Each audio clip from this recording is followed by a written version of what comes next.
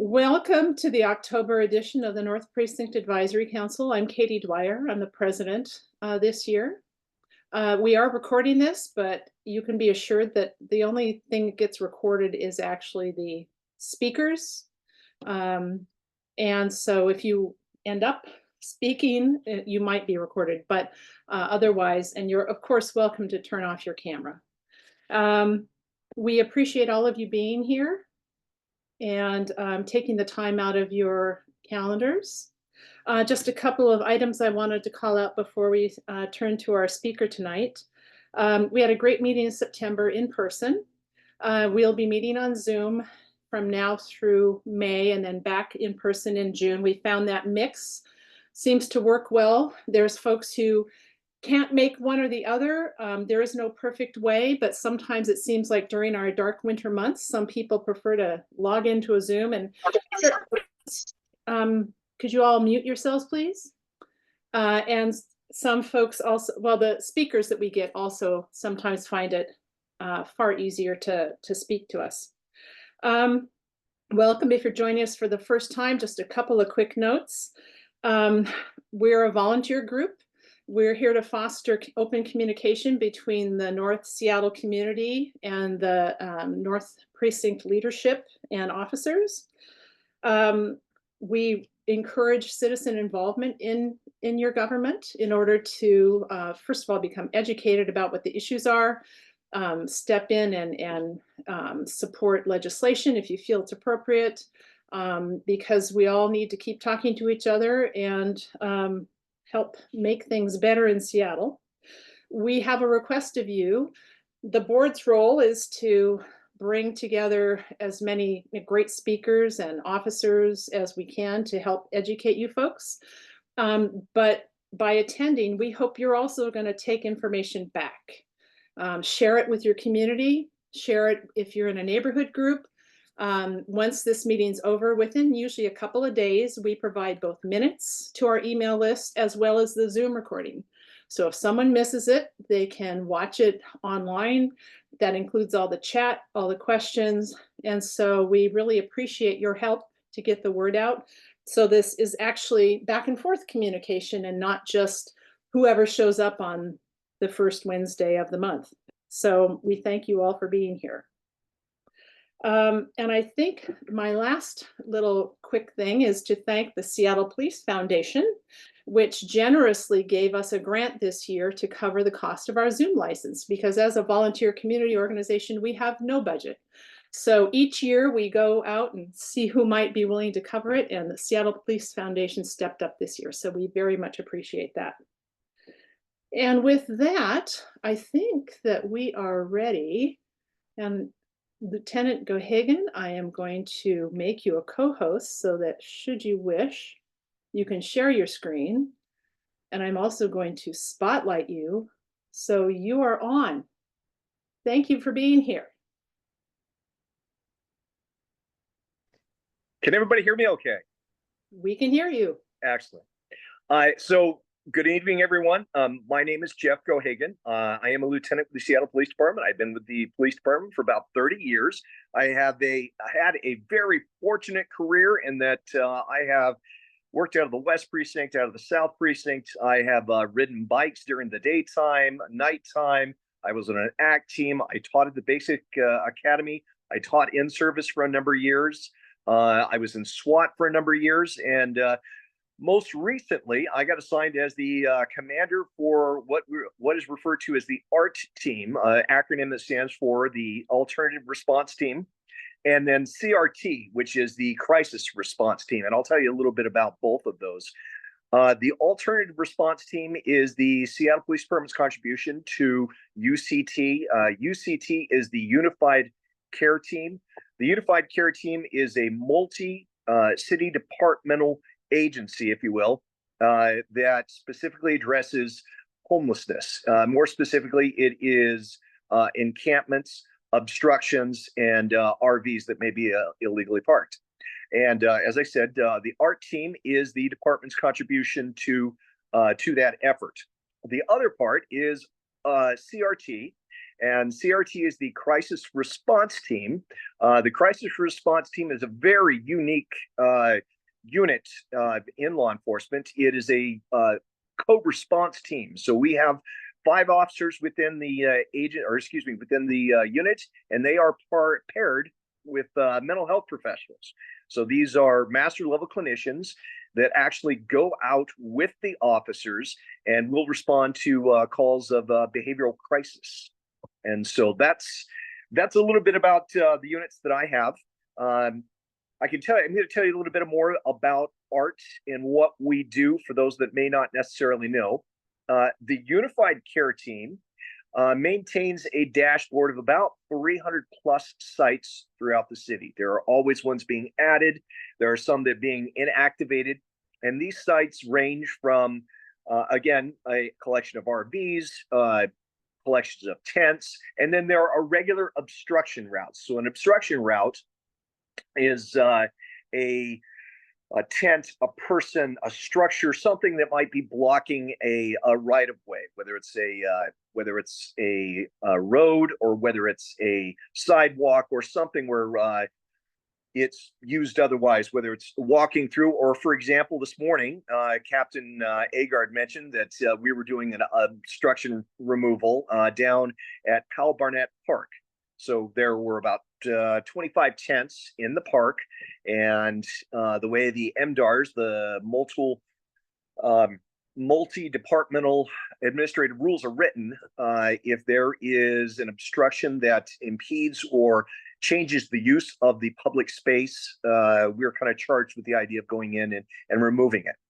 So on a daily basis, currently right now, UCT only works works 5 days a week.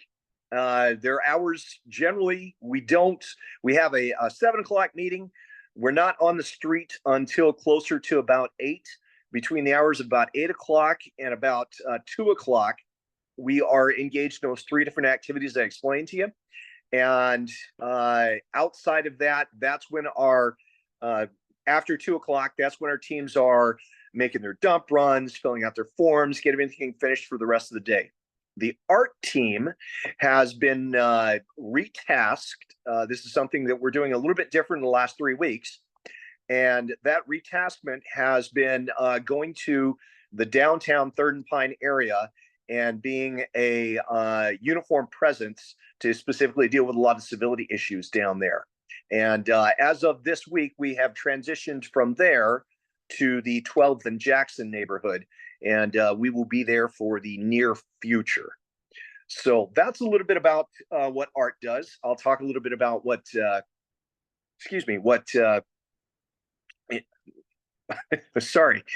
CRT does. So as I mentioned to you, CRT is MHPs paired with sworn officers. So the sworn officers the MHPs are actually going out on calls.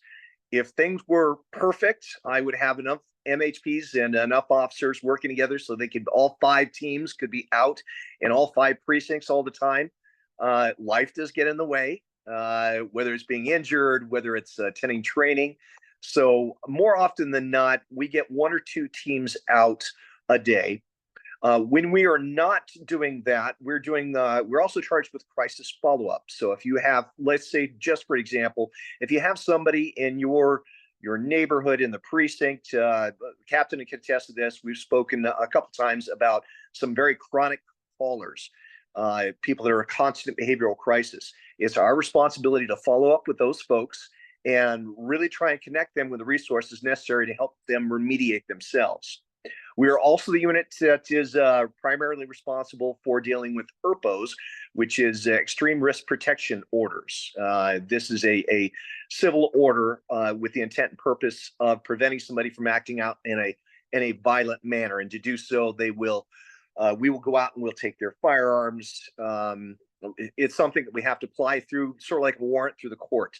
So that hopefully gives everybody a little bit better idea as to my responsibilities. Any questions perhaps that I can open up to folks? I know, I'm sorry, I took up a lot of the air there for the first 10 minutes. Nope. You can talk as much as you want. Do you have a presentation, or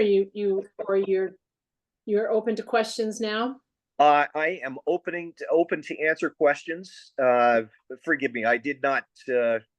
I thought we were answering questions, and I did not have a presentation prepared. But It doesn't matter to us. It's a great option. So, folks, if you have a question, if you use the tools at the bottom, you can raise your hand, and we will call on you. Chris Reed, you can unmute yourself and ask your question. Chris Reed. Not sure Chris can hear me. Okay, I'm gonna come back to Chris Reed, and Andy, why don't you ask yours? Thanks, Katie.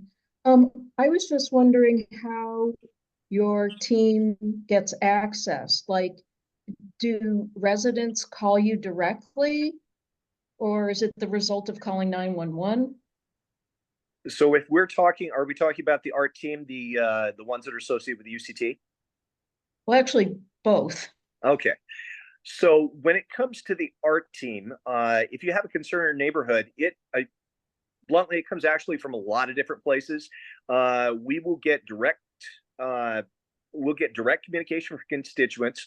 If you're reaching out to a city council member or reaching out to a member of their staff, we'll get directly from them. We get it from precinct captains. You may have officers that go out and identify an issue, and then they will pass it on to us. Generally, what will happen in that case is the UCT team will send a team out to kind of investigate and take a look and see what the issues are there at that specific site. And they assign certain point values to that site in order to really assess the urgency of addressing it. And forgive me, folks, I know you probably heard this multiple times, but it's not just the police department is dealing with very limited resources. UCT is as well. I had mentioned that they're maintaining over 300 different sites, and be able to get resources out to all these sites on a regular and frequent basis is not always possible. So going back to, they'll send a team out, they make an assessment, it gets prioritized. It's prioritized depending on these point values that include, does it impede access? Is it in proximity to a school? Is there presence of rampant criminal behavior? What is the trash level looking like? So all these things are taken into consideration, and then it is placed on the priority dashboard for remediation. We get to the ones that meet the highest priority, and we keep working our way through the various sites. So that is the primary means. If you have an issue that's going on in your neighborhood, such as a growing encampment, the best way to access us is the Find It, Fix It app. What that does is it goes to the CSB, the Customer Service Bureau. They will look at it, and then they send it, and this is true for so many city departments. They will take a look at it, and they will determine which department it should go to. If it's related to homelessness, if there's a nexus to that, then it will be sent to the Unified Care Team. We have some people in the Unified Care Team that receive those, and then we'll pass it on to the team for, as I explained, for an assessment. The CRT team on the other side, we will get most of our calls, I would tell you, that come from, and this is part of our not mantra is not the word for it. Our responsibility is to be out listening to the 911 calls that are coming in. So I would say the majority of our work comes from calls that are happening. People are calling 911 calls that could be, it could be a community member that has somebody that's acting out in a shared living space. It could be a family member.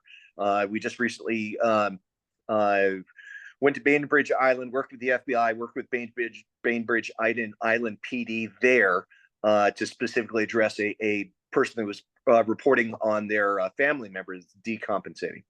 So again, for CRT, most of our contacts come through patrol, but it is not uncommon for us to have somebody that will come into the precincts or it will be that we may get a referral from other teams. One of the things that we are connected to, and we meet on I'd say twice a month, but you have Health One with the fire department, you have the care department, which is its own entity, and we have CSOs that are also a part of this larger meeting. We are all providing services. We're just doing it at different levels. Okay, Lieutenant, Chris put their question into the chat, so I'll go with that. The question is, the Edible Hope Breakfast Program is moving from St. Luke's across the street from Ballard Commons Park to St. Paul's United Church of Christ on 12th Northwest. St. Paul neighbors are very concerned that the neighborhood will be adversely affected. Can the team help respond to any problems? We certainly can. Now, first, if no problems have occurred, and I don't know that to be the case, I don't have certainly don't know the history of what's going on with this site. But I will tell you, if it begins to become a site or becomes an issue, such as, and I, again, for anybody who's familiar with this program, I'm not attributing these things. I'm simply using as a hypothetical example. If we have a feeding program where it's the trash is just getting overwhelming and it's not being picked up, that would certainly be something that we would respond to. A lot of times people are drawn to, we have a lot of sites, Captain Agard can certainly attest to it, that we will go out and clean and get repopulated. One of the number one reasons why they get repopulated is because of their proximity to services. Say, for example, this breakfast program. More people move to the area, more people move into the area, the sidewalks starting to get blocked. We may have certain elements of those people that are moving into the area that take advantage of the more vulnerable people and act out in means of ways of violence. So those would all be circumstances that if it developed into that, you would put in, well, you may make a 911 call depending on the level of violence or crime that's going on, or the Find It, Fix It app, more specifically talking about, or more specifically to address trash mitigation or other civility type issues. Great. Yvette has their hand up. Yvette, if you would like to unmute and ask your question, that'd be great. Hi, yeah, I was wondering how the SPD, how any of these teams might interact with low barrier housing organizations where, because they're low barrier, we have one in our community that's been a consistent problem with drugs and drug related crime. I'm wondering how these teams might be able to intersect. So we actually do, well, let me back up for a second. We don't do placement. What we do as part of UCT, ART really acts more as a safety check valve for the UCT workers that are outreach workers that go out and offer services. So the services run the gambit all the way from housing, food. If this is an RV thing, it could be helping to or providing fuel and helping get these people back on their feet. So I think what my question really was about is that we have a low barrier housing situation in our community, and because it's low barrier, the folks that live there are allowed to use drugs. And we know that from people, from residents in the housing, as well as residents around the housing, know that there's a particular family there that uses and possibly deals and causes a lot of problems. And the organization doesn't seem to be able to do anything about it. So that seems to be a nexus of a lot of the drug problems that we have in our community. And how do we get the police involved? Like this is a private organization that's running it. How do we get things dealt with? So there are a couple suggestions that I give to you. The first of which is we're dealing with the criminal aspect, the criminal problem. ART and CRT generally do not deal with that. That's something that would be dealt with either at the precinct level, and I know the captain has various officers that she has placed into PROACT positions. We used to have ACT teams within the 5 precincts. We do not have them anymore. We have one large, we don't call it an act, we call it CRG, the Crisis Response Group, that does a lot of these proactive plainclothes narcotics operations. What they generally focus on the street level, so out in the public. It's not something that they will do inside. That's something that's primarily left to the narcotics section. So to answer your question, Yvette, there would have to be a report. It would have to be significant enough, not only just reasonable suspicion. I mean, we would need people, we would need cars, we would need all this information, and then it would go to the narcotics unit if it had enough. And please don't misunderstand me. It's a relatively small unit. It's spread throughout the city. But if it were a large enough operation to warrant having a detective assigned to it, then they would assign to it, investigate it, and it could go as far as writing up a warrant and then serving the warrant at that location. So did that better answer your question? Yeah, I think so. Okay. Yeah, I feel heard. Definitely. Right. Thank you. Yeah, of course. Thank you. Okay, our next question, I think, is from Megan. Megan, if you will unmute yourself, you can ask your question. Thank you so much. So quick question. So I heard that you said you prioritize like the response levels for those encampments. As you know, sometimes it can be fine one day, but overnight it can change. And what I have found historically is that things don't really get moved or swept, as they call it, until there's like a shooting or a bunch of guns are found. And so how is that gauged? Like we've got a huge encampment that's slowly building in the Ballard area in this big open lot. And a lot of us are just kind of waiting until it happens. And so how do you prioritize that? Is it based on 911 calls? Is it like, because this one will go south, it's just a matter of time.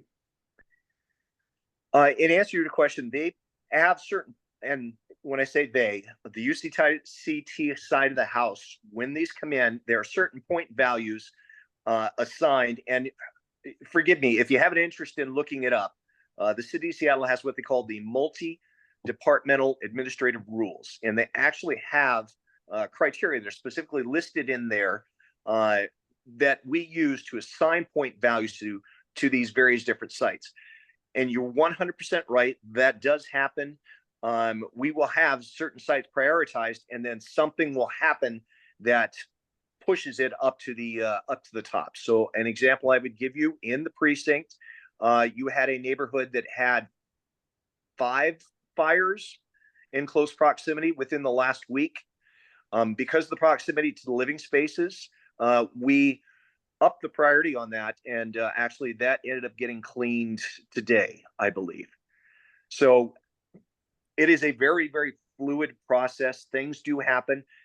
Crimes of violence, things that are of immediate safety nature, are going to get prioritized higher and constantly reprioritized. Okay, thank you. I appreciate that. Of course. And the question from JW was, it's the multi-departmental administrative rules 17-01. And they were adopted and enacted in 2017. And the second guiding document for that is the FAS. That I don't recall off the top of my head what it stands for, but you'll find them. Megan's thinking really hard to see if she can remember what it stands for. But you'll find those two documents probably paired together. Great. Let's see, I'm scrolling through here. Do we have some other questions? And one question I have, and maybe it's kind of both you and the captain. The question that Yvette had about her situation, is that at all the kind of thing? I know, Captain, sometimes you have someone kind of look into something like that. Like Cruzan is, I don't know if that is that at all the kind of thing that I'm putting you on the spot, I know, sorry. No, I know Officer Cruzan. So I have 2 project officers, and when there's like an ongoing issue, to respond to that's gonna require follow-up, that's something Officer Cruzan would be interested in and handle, yes. Okay. Okay. I'm just going to make one comment, pardon me, for those who we're seeing a lot of questions pop up about Magnuson Park. We know there's a number of you on here who are asking about that. That is going to be part of the captain's update. So if you'll just hang on, go ahead and keep putting your questions into the chat. That's great. But let's see if we have anything else for Lieutenant Geoghagan. Well, on that note, Lieutenant Geoghagan did, at my request, go down to Magnuson Park and do a lot of work down there with the RVs that were staying overnight and possibly selling drugs, and they were broken down. And I called him in the morning, and he was out there in the afternoon taking care of it. So he's very excellent, proactive, and so why don't you just tell them what you did on that, because you are awesome. Thank you. You actually had a couple RVs that were up there by the Mountaineers, and we had received, well, you had received complaints, and then there have actually been a couple other complaints that we've received for various places around Magnuson Park. I'm sure everybody can appreciate the Parks Code is a little bit different than them being out on the street. Parks Code gives us a little more leeway in terms of enforcement. For example, whether it's noise or smoke or amplified. Well, I said amplified noise. Those all give us a chance to go out and engage people and address things differently than perhaps it would be if it were out on a sidewalk or on a street. So we did go out there and spoke to a number of different people. The one specifically the captain's referring to is 3 RVs that were parked there by, they were parked there by the Mountaineers. The first day, they were having difficulty getting their vehicles running. And so we were actually able to bring in 2 teams, one of which is the vehicle team that can help them get it running. So they also provided them with some fuel. And then we bring in a trash mitigation team that will clean up so much of the remaining trash that's left over after they move. So it worked out well, and we were glad to be able to help out. That's great. And one sort of follow-up to that, I'm not sure if this is your area or not. One of the questions in the chat is just more generally, how are you working on lowering the amount of camps and RV sites, and what are the recent successes?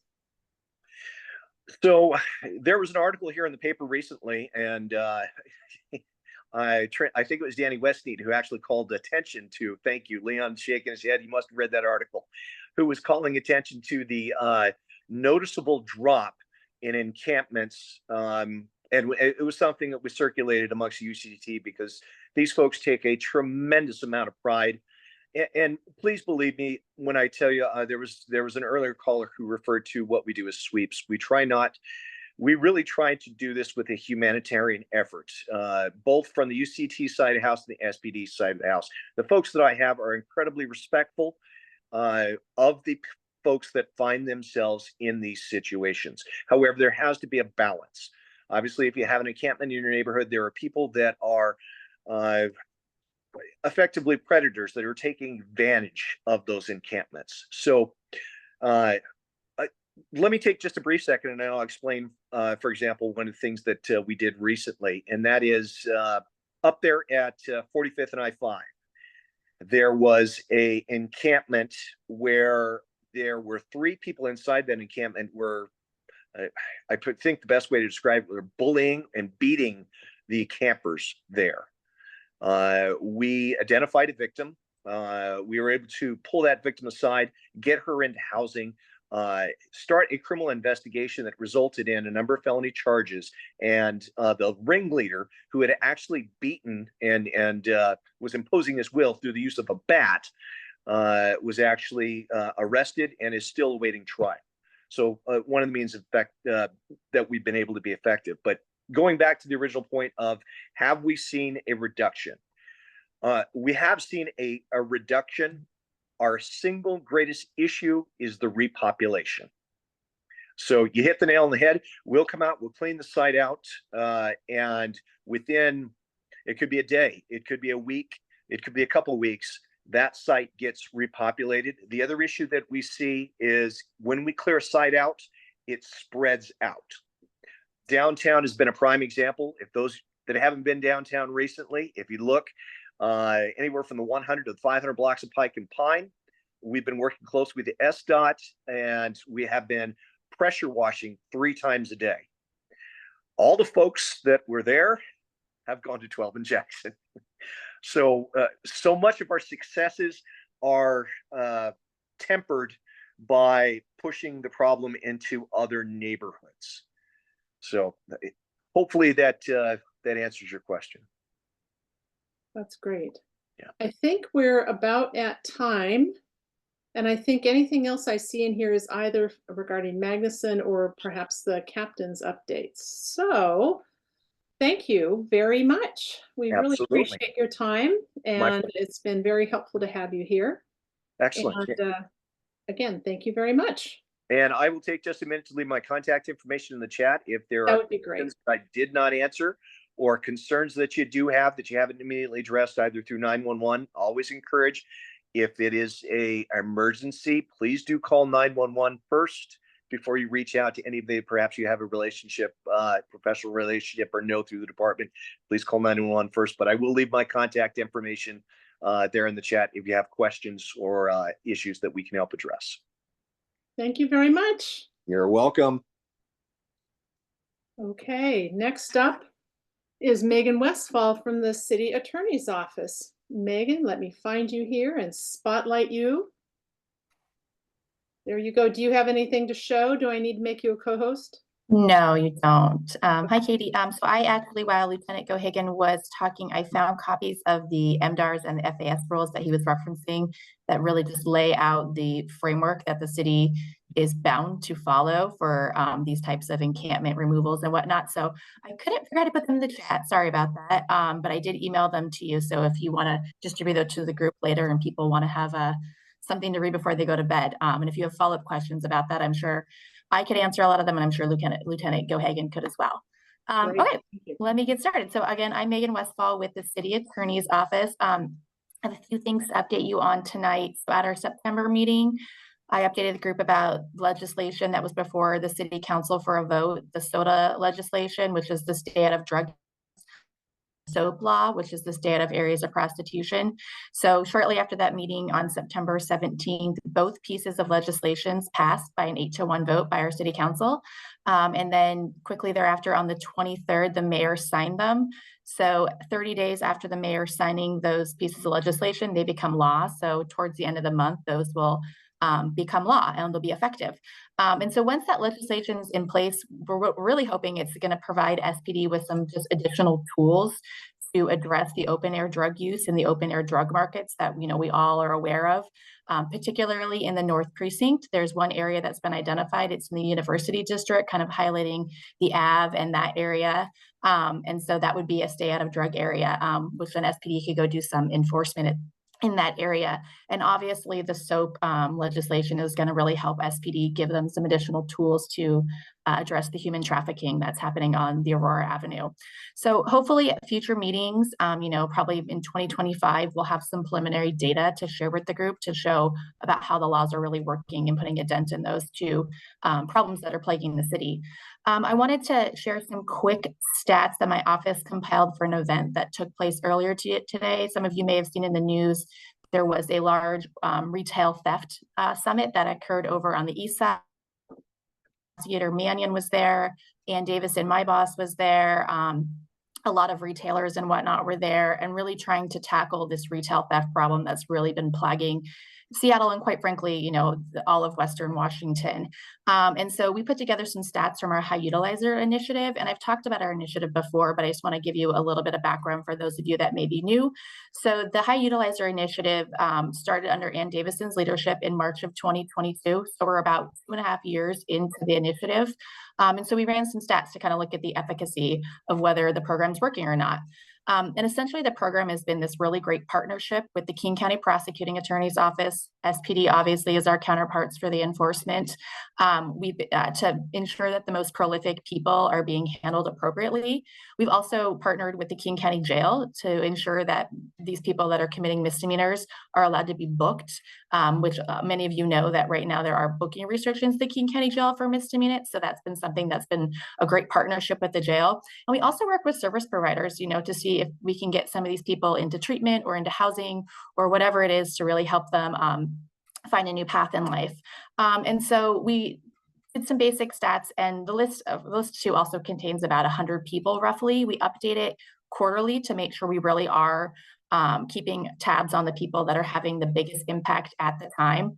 So we estimate that since March of 2022, there's been a 74% reduction in referrals from people that have been identified as high utilizers. And that results in about 2,000 less police reports that we're receiving because we've really done a great job of making sure these people are stopping committing crimes. And so we really believe it's been really impactful for the community and that it's been highly successful. The last thing I wanted to highlight is that I know in the past, Casey McNarthney with the King County Prosecuting Attorney's Office, I know he's usually on this call, and I have really talked about how there's a really strong relationship between the two offices since Ann Davison and Lisa Mannion both took over. And so I wanted to really highlight that this relationship goes kind of beyond the day-to-day working on cases to ensuring that people are held accountable, but also working to ensure that the laws we have in place are sufficient in holding people accountable for what they're doing. Ann and Lisa have both been really vocal about amending one state law in particular. It's the endangerment with a controlled substance law. So this law makes it a Class B felony to expose a child to certain drugs. Noticeably missing from that list of drugs is fentanyl, which we all know is the drug that is right now the most prevalent in Seattle. And it is the most dangerous and one of the most potent drugs. And so the most that a person who exposes a child to fentanyl could be charged with is a misdemeanor. And, Ann and Lisa saw this and just realized that the outcome was just not appropriate. It was not providing justice for these children that are in really horrible situations. So they've been advocating to the legislature to add fentanyl to the list of drugs, which would be a pretty simple fix. And so it's just a really great example of how the two offices have been working together to work really for the best outcomes for victims of crime. So we'll see what happens in the next legislative session, if in fact this law is amended, and if it does, I'll obviously update the group about any updates there. And that's all I had for tonight. Are there any specific questions for my office? I can check the chat as well. I wasn't monitoring that. I don't think I saw specifics, but if anybody wants to raise their hand, if they have a question, use the James Mallahan. Hello, Mr. Mallahan. You have quite a few questions in the chat for the captain, but if this is about the city attorney's office, that's great. Then now would be the time.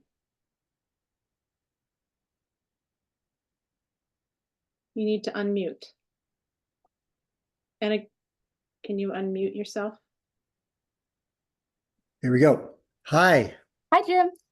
Hi. Hey, I'm wondering, I live near Magnuson Park, and I've had neighbors approach me and ask me if I wanted to join a lawsuit against the city for the destruction of value of property nearby because of the city's inability to enforce laws that are on the books regarding noise and alcohol use, and that I just wondered if I don't know if that's a silly idea or not.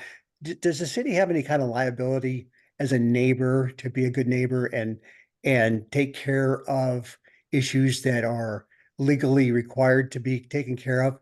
Is that something that happens? Do people sue cities because, or the parks because things are not being taken care of? And I'm going to interject just a little bit here. We're going a little far afield. I'm not, to be honest, the city attorney's office isn't really in a position to give advice to citizens.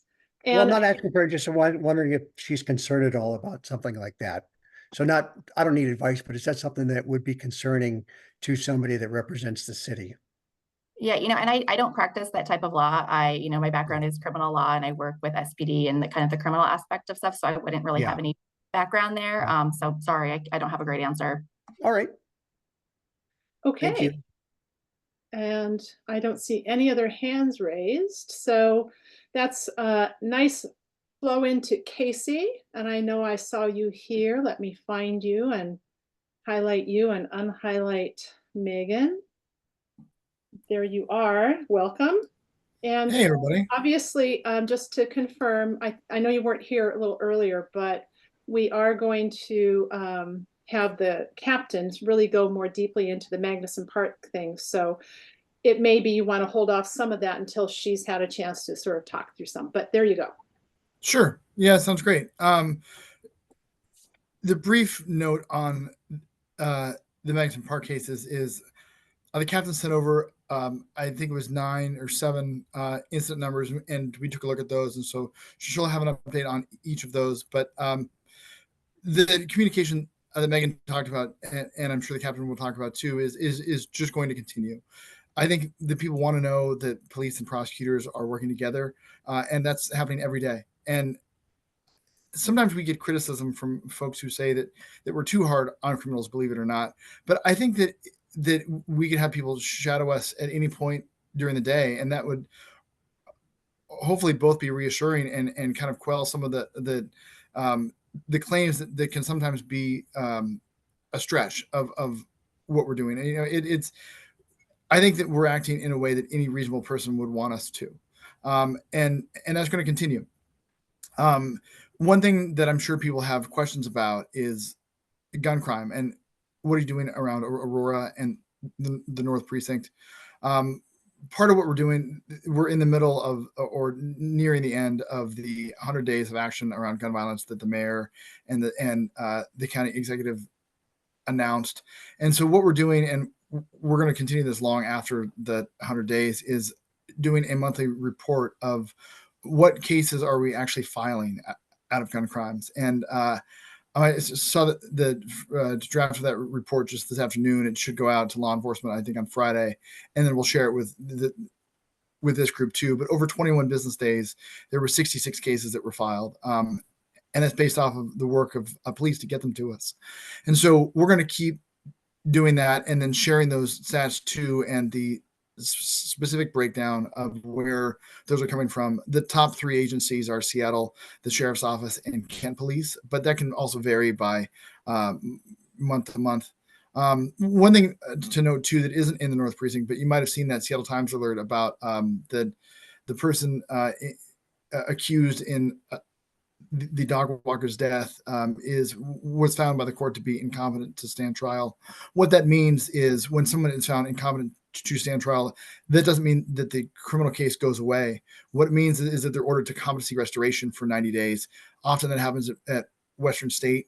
And then if they're still found to not be competent, prosecutors can ask for another restoration period. And then still, if 90 days later, there still isn't that restoration, we can ask for a third and a fourth. And so sometimes there's confusion where you think, wait, does that mean that this guy is just back out on the streets? No. Let's see. Are there questions in the chat? It looks like there's one new message here. For everybody interested, problems. There's still Magnuson Park questions, I think. Oh, Magnuson Park questions. Yeah, great. Sounds good. Well, I've got the notes that I can share in the chat, but I don't want to overstep on what Captain Agar is going to say. Are you going to be able to hang around so that you would, that would be great, because I suspect once we kind of dive into things with the captain, we'll have a place for you. Yeah. And what Megan said is right too. It's really great working with the city attorney's office and with SPD. It's I'm sure and wish that people could just watch what happens every day. I think it would be very, very enlightening and reassuring for folks. That's great. Thank you very much, Casey. Appreciate it. I'm going to remove your spotlight.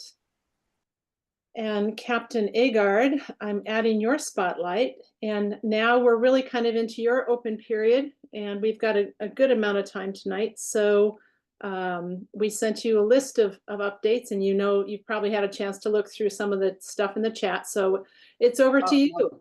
Thank you. Okay, thank you. A lot of Magnuson Park tonight. Usually it's Aurora, so there is going to be a big meeting on the 9th. If anyone is interested in attending that, it's going to be a community safety forum down at near Magnuson Park there. So that's going to be on the 9th with a lot of different departments, and CM Rivera will be there. I'll be there, Chief Kibbe. So that will be another good meeting to attend. But okay, looking precinct wide though, for the North Precinct, year to date overall crime, when you're looking at violent crime and property crime together, year to date, it's down 3% for the year.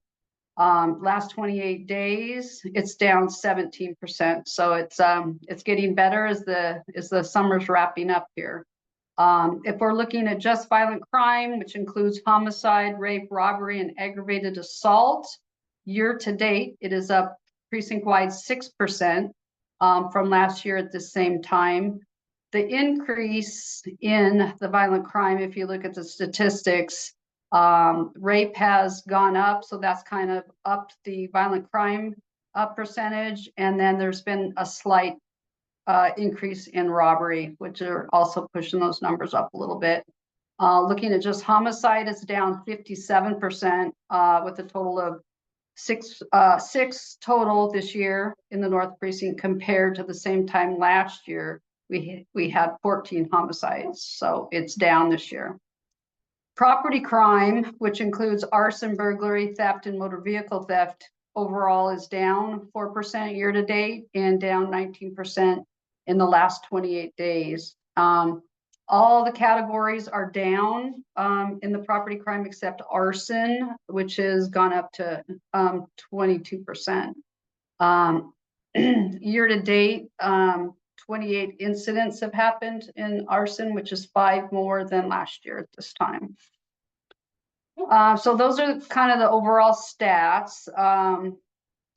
First, Aurora, we still have our NOR 91 car. And what that is, it's a 2-officer proactive car that is assigned to just the Aurora corridor from about 85th up to like 125th. It'll go anywhere, but it's assigned to just Aurora to be in the area, be proactive about stopping any, crime before it happens, being a deterrent, and then responding to any calls along the Aurora corridor. And that car is out from 11 in the afternoon till like 3 in the morning. So the only time it's not out is from like 3 in the morning till like 10 in the morning, right in there. So that will continue. I think that will probably continue the rest of the year at least, if not longer. Aurora is still a emphasis zone citywide. It's one of the emphasis zones, so we're getting traffic up there more. I'm sure you guys have seen traffic up there making traffic stops and being visible, along with some other emphasis patrols from other units have been up there as well. You wanted me to talk about the false alarms that have been in the news. The Seattle Police Department gets at least about 13,000 a year false alarms. And what that looks like is someone's not home, their residential alarm goes off from whatever, a cat, or someone opens the door. False alarms like that, the Seattle Police Department is not going to be responding to anymore, unless it's something like a panic alarm that has to be pushed, or there's a witness saying, hey, I saw someone looking in the window, or there's like more trips that really shows that, hey, someone's in there, is continuing to trip, or there's video. A lot of places now have video, so the alarm company can actually look when the alarm goes off and see someone in the residence or the business, and we will still be responding to those as well. I believe that's going to be around October 7th is when that is supposed to happen. So let's see, project officers, I have two for the North Precinct. I have Officer Mike Krazan, and I have our newest addition, Officer Terry Whalen. The former project officer, Dave Gordon, is going to be moving on to a different unit. So he's been replaced by Officer Whalen. And I think I mentioned it before, if there's an issue in the community that requires follow-up or just like an ongoing problem, these officers will go out, meet with the people, try to resolve the problem, look up information, do really whatever they can do to assist with that problem. And that's a very unique, it's kind of like our old CPT unit. Other precincts don't have it. North has it. So I'm very thankful that we have them because they do a lot of work that patrol cannot do. I think you've heard our mounted patrol is going to be, was announced that it's going to be disengaged. I haven't heard when yet, for sure. I know they're going to have an open forum discussion coming up on that soon. I don't have the date written down here, but there will be an open forum for the public to talk about that. The new online reporting system is up. It appears to be running a lot better than the old system for reporting crimes online. Maybe someone has some feedback if they've used it. I'd like to hear how that's been going. And then I have the Magnuson Park. So I know there's a lot of questions. I can tell you what we've been doing with Magnuson Park. We advertise citywide because our night crew of officers, it requires a lot of officers to be down there and close the park and get the people that are creating the disturbances and the noise and, you know, all the problems that you guys are having to face down there out of the park. And then once we get them out of the park and close the gates, the officers literally have to sit there and not let them back in. Because once we leave, even though say it's 10 o'clock, we clear the park at 10 o'clock, close the gate, they will come back. So we've been doing Friday, Saturday, Sundays from like 8 o'clock until 4 in the morning. They've been down there. It's a squad of 4 officers with a sergeant. And that's their only assignment, is to keep the park clear, kick them out, not allow the noise, the drinking, the, you know, the littering. So I'm hoping that has helped out, and we plan on meeting with parks, and CM Rivera is going to assist, and we're going to try to get the hope is to get a program like Golden Gardens has. Golden Gardens used to have a lot of these same issues that Magnuson is now having with the amplified music, and they used to have DJs and shots fired and fireworks, and we work with parks to get kind of a this program where parks pays for like 2 officers. They're out there themselves to assist, and as a team with parks, we're out there every Friday, Saturday, Sunday, starting like in the spring to kind of head off any kind of people embedding and creating disturbances. And so that's what I'm hoping to do before the next spring rolls around, is to get a model like that for Magnuson Park. So we're not playing catch up again, where they're, you know, it's starting and we're getting complaints. We want to head it off early next year before it happens, and let these people that are causing these problems know, hey, you can't do this. We're going to be down here every weekend. That is my hope. That is what I'm going to be working on before next spring for Magnuson Park. Because I know it's been a bad year down there, and I know I play tennis down at the tennis club there, and it's a beautiful park, and we need to you know, be very attentive to it, to return it to a good place to be on the weekends, a safe place to be. So that's what I got. Let me look in the chat here, or Katie, you can let me know maybe the some questions in there that I haven't. I think there's quite a bit of description of what's been happening at Magnuson Park. So there's a lot of details. Folks, I guess, concerned whether or not people are issuing tickets for noise violations. Could you describe how large is the group that tends to be down there? Are tickets even reasonable to try and do? I understood it was large. So another officer that I've had that has been down there is a very experienced veteran traffic and DUI officer. And what we've noticed is that there's a lot of cars that come in there that are speeding, driving recklessly. I mean, by the way, they're drinking, probably DUI. So I've had him assigned down there, and he's written numerous tickets on it in the park. And that would be part of the plan that I would do going forward again in the spring.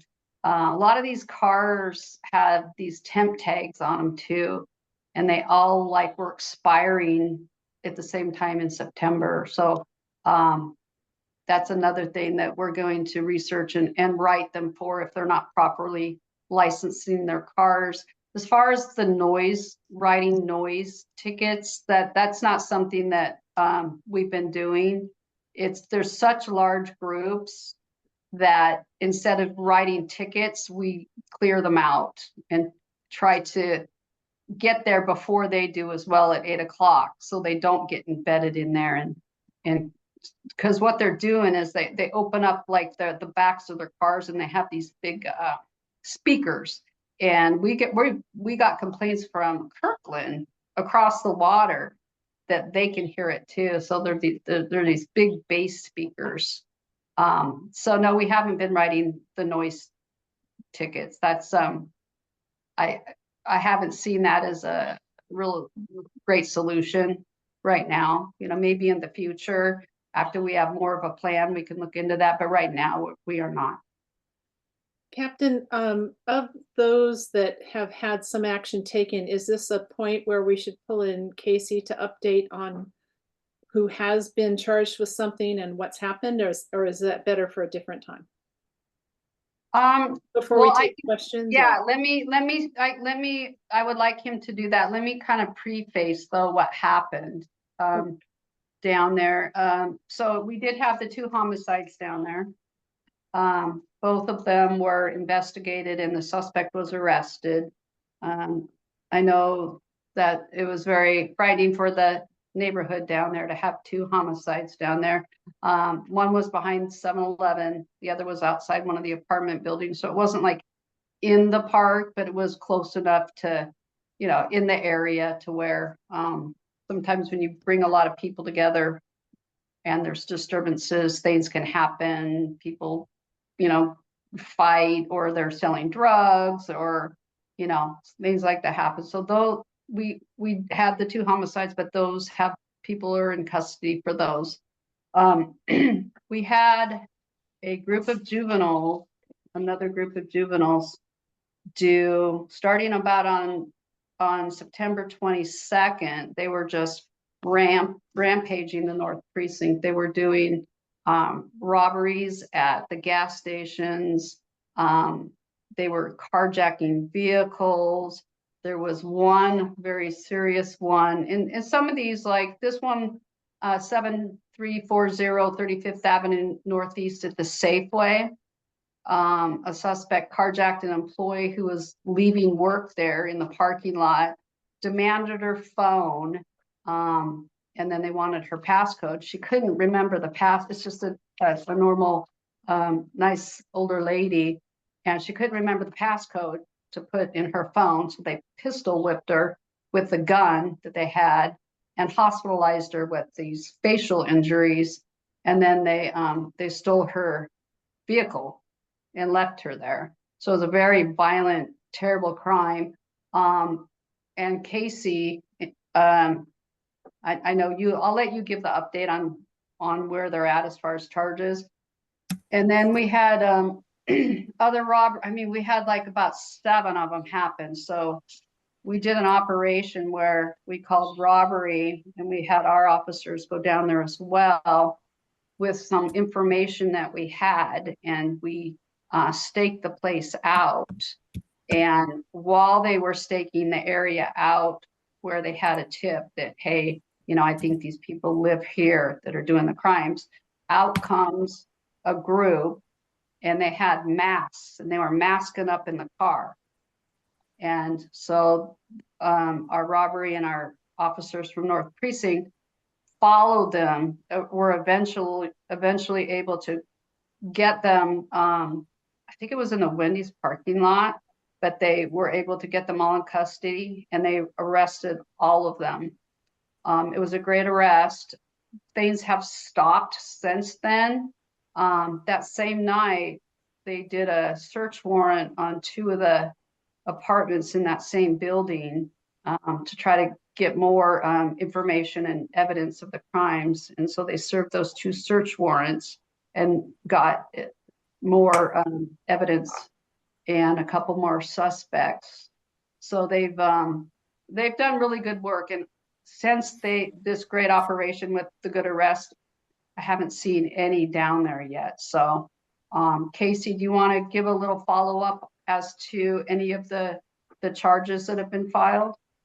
Sure. Yeah. The cases that have been referred to us are in the chat now. There were 4 cases that were referred to us, 3 as overall cases to charge or make a charging decision on, 1 of first appearance. For 3 of those, they were charged with robbery in the first degree. I believe 2 are still in detention, and 1 was released by the court. 2 of them where we had evidence of a gun were also charged with unlawful gun possession. There was a 4th person where the court said there wasn't probable cause, and so we weren't able to charge that because of the court decision. But I think the bottom line is the cases that came over to us, we rush filed, and that's what we intend to keep doing when we have the evidence to do so. And so we really appreciate the work of SPD to get us those cases right away. And sometimes there's a misconception of like, hey, is the prosecutor's office doing anything about juvenile crime? And we absolutely are. And when you have allegations like this, it's got to be taken seriously. It's got to be held accountable. And that's what we're doing with the courts. And there are other cases that are still being investigated, but SPD and our office in King County and Megan's office at the city attorney's office are on the phone really every day. And so I don't think this will be the last that you hear about it. One thing about drugs, you know, I've heard from reporters at TV and newspapers that the stories about the drug busts are becoming kind of routine. That's what they say to us. But just so you know, last week there was a case that SPD made arrests on that had a lot of North Precinct involvement. And the King County prosecutors charged there was more than 100 pounds of meth that was found, and also multiple pounds of fentanyl. That came to us. We charged it right away, and also worked on the search warrants that made that that helped with that investigation that SPD did.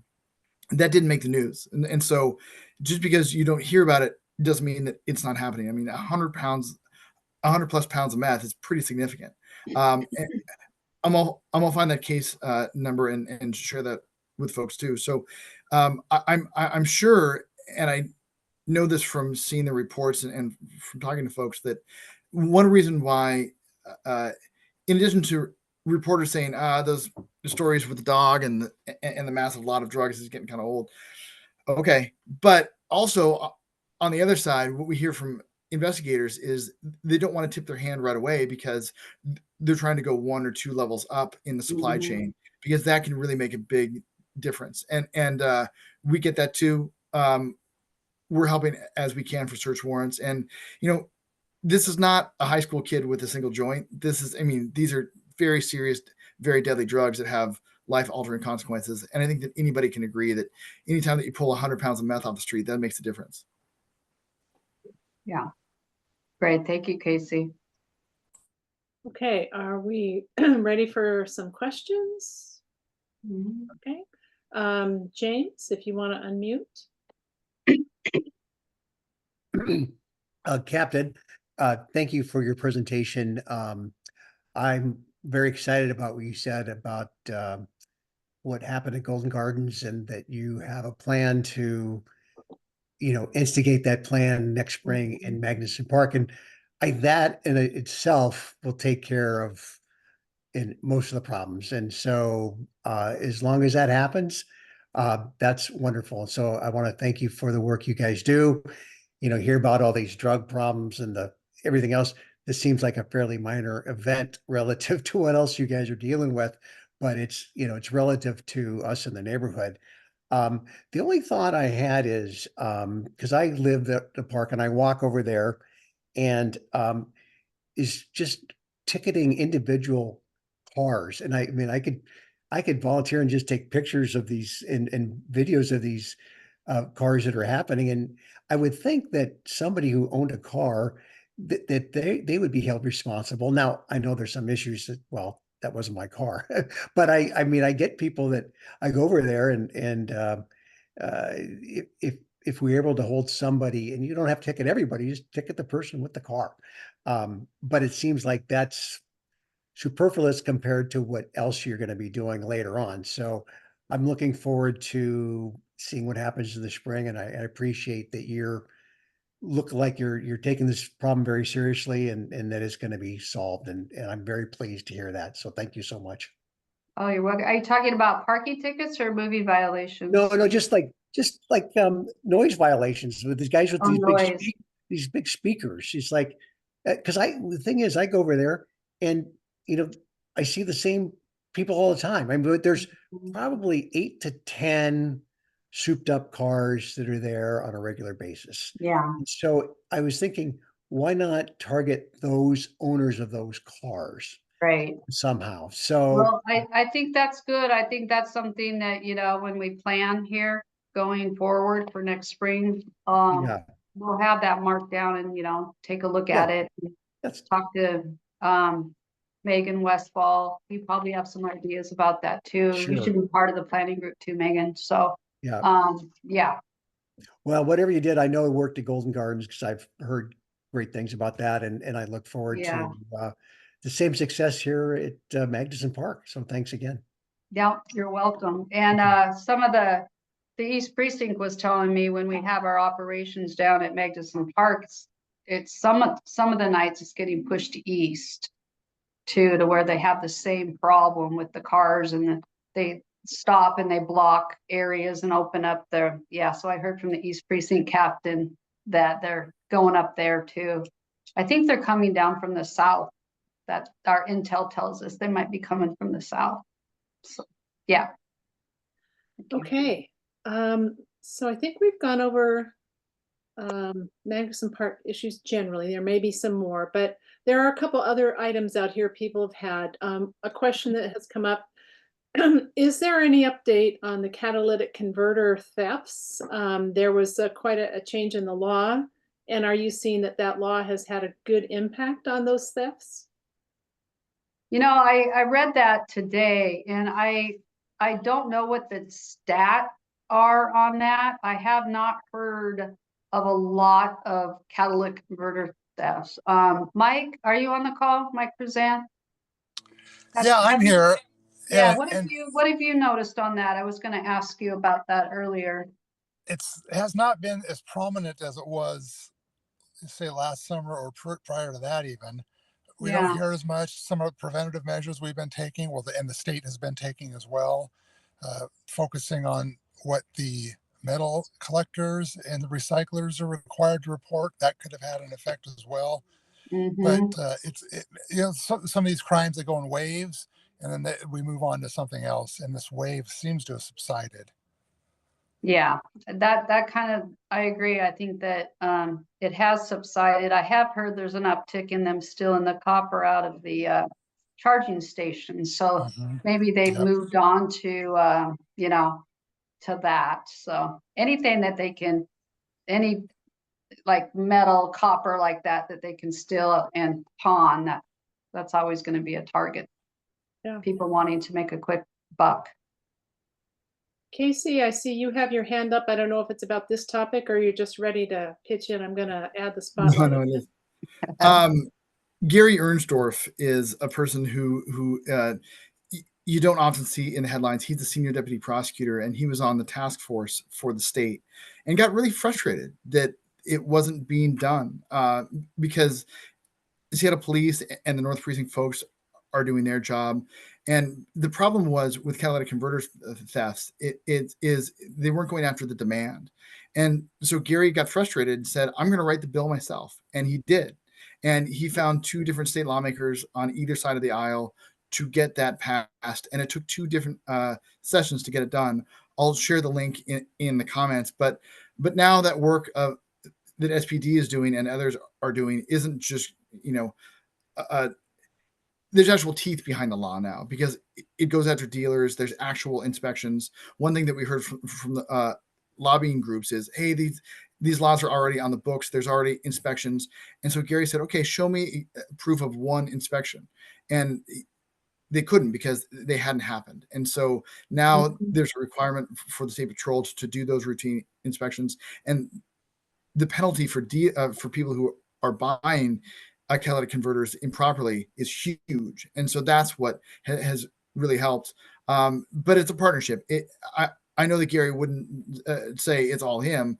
It really is the work of SPD and others to highlight the problem, bring that to state lawmakers. And it takes a couple of times to get some action from Olympia, but we got it in the last session and it was really helpful. That's great. Let's see, we've got a couple other questions in the chat. Megan says, I know I asked this question in June, but that was a police chief ago. Are there any more discussions about a second precinct being added to the North District? That's always being discussed. I'm always discussing that with people. I do think we need a second precinct. I think we need one east and we need one on the west side of the freeway. I have heard that there is talk about doing a levy to try to gain some funds that way. So I don't know the details of when, but I do know that it's in constant discussions. Okay, great. Let's see. Somebody comments, or Lauren comments that the price of precious metals tanked and that made cat converters less attractive. That helps too. Let's see. And people are giving examples. Let's see. Lauren's also calling out that Gary is amazing. Hat tip to Seattle lawmaker Cindy Rue, her seatmate in the legislature. You put a ton of stuff in the chat, Casey, and I want to just call out for folks that when the recording comes out, the chat comes with it. So if you're worried about missing some of the links or something, don't worry. They will be in the recording of the meeting. Let's see. I live a couple blocks off Aurora and do a weekly adopt a street, Northgate Way to 110th via Stone. I sometimes find stuff that is indicative of crime, but I usually just trash it. Unspent 358 hollow point unknown substance in a tiny Ziploc. At what level of stuff should it be turned into SPD? That's a great question. Shell casings, you should turn them in. You should call us and turn those in because we might have had a shooting in the area. It might be evidence. So I would always call on any kind of casings like that. What were the other things, other evidence of crimes? Like empty drug wrappers and stuff like that. No, litter like that. Stolen, if you think it's stolen property that's been dumped there. I mean, it kind of depends on what it is. But anything to do with a gun, yes. Okay. Let's see. Scrolling back through, a lot of conversations in there tonight. So yeah, and while you're looking, I just want to let you know too that like Council Member Rivera, super active. We talk almost every day about, she'll call me and say, hey, I'm getting complaints about this, and I'll tell her what I'm doing or hearing. Sam Moore is great. The council people in the North End. You guys did a great job because they're excellent partners for us and they're very supportive and we work together as a team. So just want to say they're very active and really assisting us in doing our job as well. That's great. Mhm. And I want to also, again, call attention to folks on the call that there's a ton of information in the chat, and the council member representatives who are on are going through answering questions as they have answers. So between Casey and the council members' offices and such, there's a ton of information in this chat tonight. So take a look. Okay, let's see. Any other questions for the captain tonight? Did I get everything off of the board's list that we sent over to you? I think we did. Great. Wow, thank you so much. Busy you're night, welcome. and we really Yes. appreciate your time. No, you're welcome. Thanks for having me. All right, we will go to our last item. And our last item is really some board business. Again, North Precinct Advisory Council is a volunteer group. We are all living throughout the North Precinct in different neighborhoods, and we typically volunteer doing other things. But one of the things we think is important is North PAC. So we're the ones who coordinate speakers and get the meetings organized, and that's our sort of primary role here, is to make sure this happens so that hopefully you all can take that information back to your neighborhoods and your communities and your businesses, and share what's going on, and again, participate in trying to make things better. To that end, we have a couple of individuals who the board, the executive board, is bringing to you tonight. They are actually longtime board members. They've been on our board for many years. Each of them stepped back the last couple of years, but we had a different board member resign, and we asked if these two folks would be willing to come back and help us, so we have a little more of our longtime experience and ability to help with some of the work for getting these meetings together. So under our rules, the board is recommending to you folks, and folks who are on this call who are residents in North Seattle or own a business in North Seattle, are eligible to basically vote to just, we hope, accept our recommendation. It's not an actual election as it is for the officers. We are simply recommending to you that we add both Nancy Rauhauser, who lives in the Pinehurst area, and Andrea Perper, who, Andrea, I'm suddenly blanking. Are you in Roosevelt? I think you're in Roosevelt. Yes. Okay, and to our board. And it really requires simply an yay or nay, which you can signify by using the raise hand thing at the bottom of your screen. So those of you who, whether you're on the video or not, if you support the board's recommendation to add these two at-large members, please raise your hand.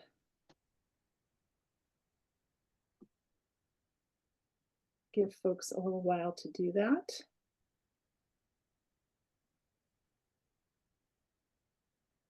That's great. We've got some excellent long-time experience here, and we would really appreciate that help. I think we've got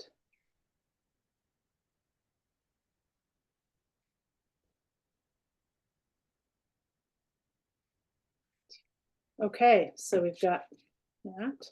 And if there is anyone opposed, folks, put your hands down now. Give you a moment to get your hands down. Okay, if there is anyone opposed to this, please raise your hand.